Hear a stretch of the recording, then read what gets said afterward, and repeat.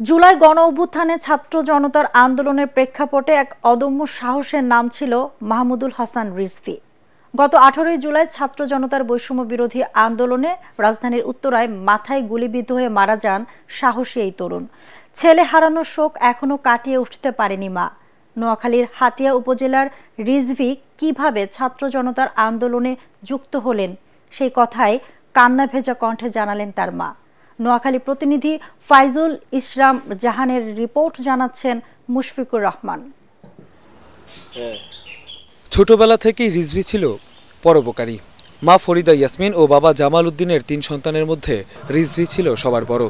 20 বছরের তরুণ রিজভী লক্ষ্মীপুর পলিটেকনিক ইনস্টিটিউটের electrical trade থেকে 8ম সেমিস্টার শেষ করে ইন্টার্নের জন্য ঢাকায় যান। চেয়েছিলেন পড়াশোনা শেষ করে পরিবারের হাল ধরবেন, কিন্তু সে আশা অপূর্ণই থেকে গেল। ওর অনেক স্বপ্ন ছিল যে সে ইঞ্জিনিয়ার, পলিটেকনিক্যাল থেকে পড়তেছে, সে ইঞ্জিনিয়ার হবে, ইঞ্জিনিয়ার হয়ে ওর বাবা মাকে হাসি খুশি থাকবে ওরা।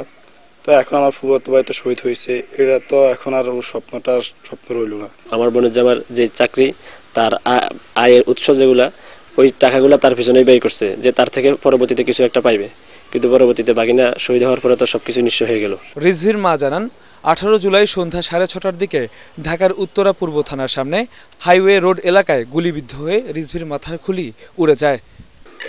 আমার প্রথম সন্তান, আমি ওকে কিভাবে লালন পালন করছে, কিভাবে ওরে নিয়ে আমি আশা জমাই রাখছি, আমার আশা কই গেল। আমি মারেও খাবো, কাঁদতে পারবো না, আমার ছেলে রাজ নিয়ে আসবে আমি বলে বুক ফাটাই একটা কথা বলতে পারতাম না। এর নাম ঢাকা শহর। তৎকালীন আইন শৃঙ্খলা রক্ষাকারী বাহিনীর নির্দেশে অনেকটা গোপনে তার মরদেহ নেওয়া হয় নোয়াখালীতে। পরিস্থিতির ভয়াবহতা বিবেচনায় তার মরদেহ নেওয়া যায়নি নিজ বাড়িতে। অনেকটা নীরবে তাকে সমাহিত করা হয় হাতিয়ার হরণী ইউনিয়নের পূর্ব মোহাম্মদপুর গ্রামের নানাবাড়ির কবরস্থানে। ভাই এখন দেশের জন্য শহীদ হয়েছে, আমরা এতে গর্বিত। দেশের জন্য এবং দেশের মানুষের জন্য লাগলে মানে ডাক পড়লে আমিও প্রস্তুত সর্বদা।